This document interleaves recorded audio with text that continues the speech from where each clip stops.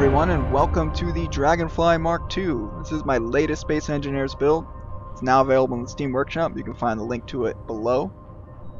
This is a small ship gone large, and it's designed to be an exploration vessel, so it does not have any weapons of any kind. This is the Mk.II Dragonfly. There was a Mk.I version forever ago, which was another small ship gone large, which was a much smaller design than this, primarily used for like personnel transport. Now you may remember I was working on another small ship gone large before this. Unfortunately that game file was corrupted and I was able to recover it, but not before I started work on this ship. I like this design better, so I decided to finish this one instead. I'll take you on a quick tour of the outside, show you some of the features, and then I'll take you on a tour of the inside of the ship. We'll start here at the back. We've got a little secondary vessel for exploring the interior of, say, asteroids and things like that. You can actually hear the reactor of the ship spinning on the inside there. You can toggle it out. It's connected with a piston and merge block. You can see this ship has lots of really good visibility for exploring the interior of an asteroid. Fly around, come back, just reattach it with the merge block and tuck it right back into the ship's hangar. You can see we've got two main engine pods with stage thrusters as well as standard vanilla thrusters. Some piping and things to make them look a bit more interesting. We'll move down this side of the ship. You can see there's an airlock here. You actually close the door. If you were to go in there and toggle the airlock switch, then the interior door would open. You can see into one of the cruise bunks there, and you can just get a feel for some of the lines and things I tried to incorporate into the ship, some cool little angles and features. Now we're up to the cockpit.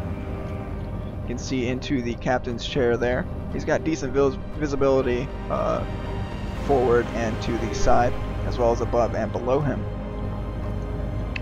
Underneath of the ship, again, I try to keep the whole ship interesting to look at. Sometimes ships can be rather plain underneath, so I try to incorporate as much detail into the underside of the ship as I possibly could.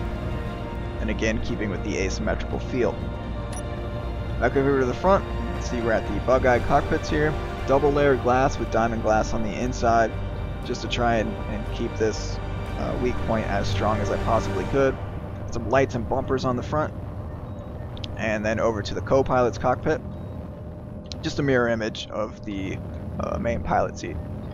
Through that glass is a captain's bunk, and we'll move down this side, again the asymmetrical feel. See through these windows into the cruise compartment. Then here we've just got an access hatch to do some maintenance and work on the ship. See some timer blocks and piping and things like that. Move our way up to the top. You can see the connector block, so the ship can take on supplies through there. Up here on this hub here, we've got the gyroscopes as well as additional battery power.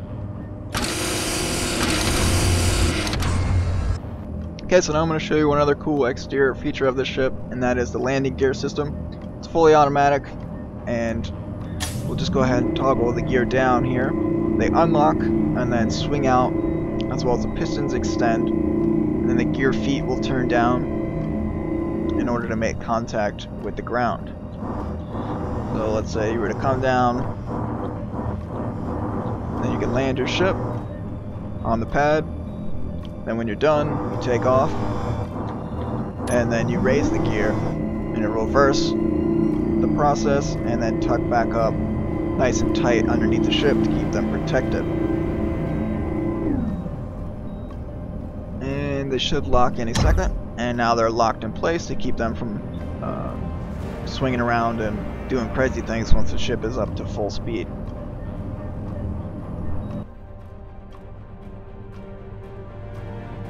Okay, so now we're going to go ahead and go on a tour of the interior of the ship that can allow you to raise and lower it from the outside here as well. Now we're up in the main cargo hold of the ship. The connector block will bring items into these cargo containers, back around behind that access hatch to the reactor, and then back around to the additional storage containers on each side. We've got some LCDs that give you information, as well as some extra small containers for tools and other items for the crew. Now you can see that there's a red light above each door. cannot open or access them because this area is still depressurized. So we've got to raise the ramp, which will then trigger this air vent to repressurize the cargo hold and then unlock these doors. We've got pressure now, the door should be unlocking. There you go, green light, door is now unlocked. There's a bit of a bug where when the door unlocks, the room depressurizes again for a split second. Not sure what causes that, if it's just small ships or this particular door or what it is. But just got to keep an eye on the air vent, make sure the room is pressurized. So back here we've got the reactor room.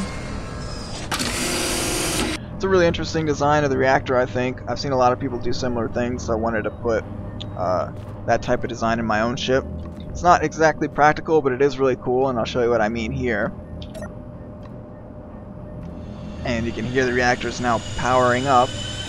Inside we've got some piping and other things to make it look cool, some efficiency modules and things like that. Should kick on any second now though. Come on. Alright, there we go, the reactor's now powered on. We have a nice little soothing woman's voice to tell us that the ship is powered up. You see that the battery also switched to recharge mode, and the reactor is spinning. We'll go ahead and power it off for now. Reactors offline. There we go. Just a cool little design. Not exactly practical because although rotors have been made more stable, it still is a little bit buggy when you're traveling at full speed, and sometimes the reactor will become detached and explode in the back of your ship, which is never good. So now we will open this door to the next area of the ship, which is got access to the other airlock here, as well as a little maintenance hatch on the other side of this door here. You can see we've got access to the generator, oxygen generator, storage tank, little AI console, programming block, things like that. I wanted to kind of show that there was maintenance hatches and stuff on the ship, which I think is kind of cool. Alright, so now we'll go into the crew's quarters. Instead of being able to use this door here, because it's on a separate air system, I wanted this door to stay shut all the time unless you're using it. So I used some timer blocks to make the door automatically shut behind you after a few seconds, which you'll see here. Cool little feature to make sure that if something was to go wrong with that air system there, the room was to depressurize, this whole area of the ship wouldn't depressurize as well. It can be a little annoying having to constantly close doors behind you. Alright, so here we've got the engineer's bunk. Decent little space with some windows and some storage, shelves above him. Little TV so he can watch TV when he's not working. You can toggle the light on and off and close the hatch when he's trying to sleep. This side here we've got a little coffee table. Crew can eat, drink, coffee, do whatever when they're not working on the ship. Ship's galley's got lights as well. Locker room and med station, again, you can toggle the lights on and off. Through this door here, now this door does not need to remain shut because this whole hallway is all on the same oxygen system, so these can stay open. Through here we've got the toilet. Oh, a cozy little space here to use, functional. Go ahead and close this up. Here we've got a shower block, standard shower block, and then we've got the general crew's quarters, which aren't quite as nice as the engineer's or captain's bunk, which you'll see the captain's bunk in a second, but functional all the same. Got a light, toggle on and off, and close the shutter whenever you're sleeping. Through this door, again, this is all in same oxygen. We've got the captain's bunk. He's got his own much more spacious room where he's actually got a desk and a computer that he can sit and do some work in private away from the rest of the crew. Little nightstand and a comfortable bed, some windows, and a television screen. Again, he's got the nicest bunk out of anybody on the crew. Close this door up. You can see down through these windows, that's actually the bridge or cockpit of the ship. And through another automatic door, because it's on a separate oxygen system, we are now entering the cockpit. You can see some little LCD readouts of the oxygen system, things like that. Again, the captain's chair. Through to the other side is the mirror image of the cockpit. Some LCD screens and some cool little piping. And then through here we've got another maintenance hatch. Which is a cool little feature again. We've got the ore detector, some more efficiency modules. The ship's antenna is down here. Programming blocks, timing blocks, AI cores, some more LCD readouts, and more gyroscopes tucked neatly behind this piping. So we'll go ahead and close this up. Go over to the pilot seat, captain's chair. Fully hooked up to oxygen in case this were to depressurize for some reason.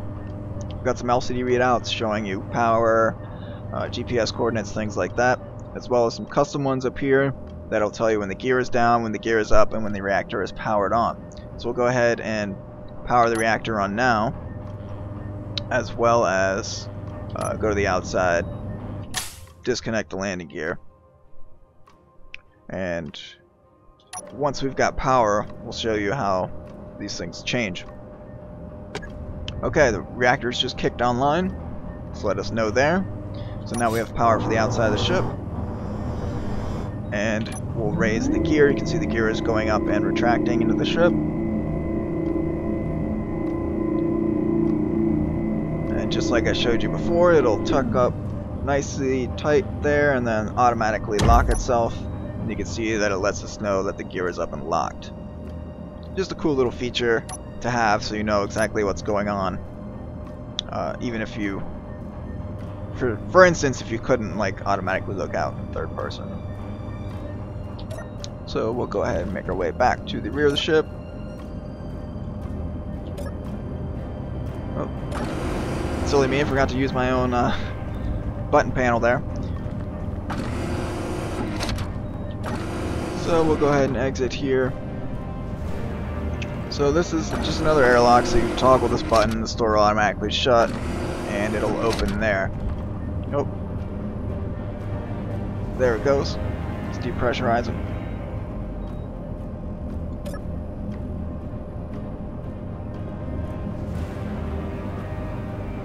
And now we have access to the outside. It's a cool little feature. Again, little airlock. And the ramp, if you remember the inside, all the doors were open, the hatch, the reactor was open, the hatch for the rest of the ship was open. So say somebody was to try and lower the hangar, those doors actually automatically shut and lock before the hangar is allowed to open, or the cargo ramp is allowed to open. And so you see they're closed and locked. So you don't ever have to worry about this depressurizing because somebody didn't close any doors. Well, anyways, that about does it for this ship build. I hope you guys enjoyed it. Let me know what you think in the comments below. Don't forget to check it out on the Steam Workshop. Anyways, subscribe to my channel for more content, and I'll see you in the next video.